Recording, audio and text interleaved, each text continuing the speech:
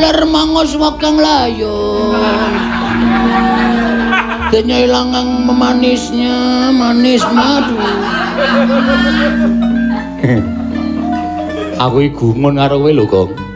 Tangi. Alah, lakon apa iki, Pak?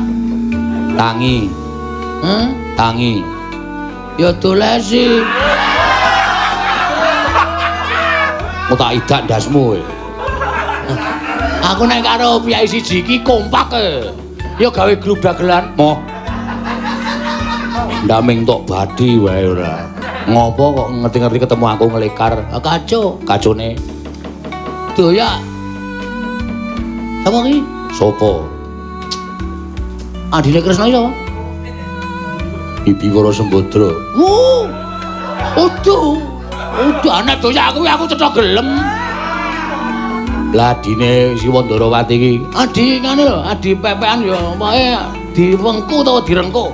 Senopati Ndarawati. Oh, Mak Cilik Setyaki. Udu Sima. Mak Cilik Setyaki.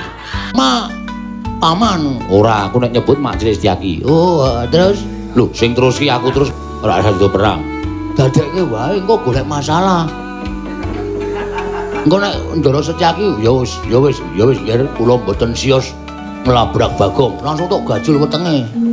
Diek ngono, kudu dadi ngono kok ora gelut. Moh aku rawani nek kon marahi ngono kuwi.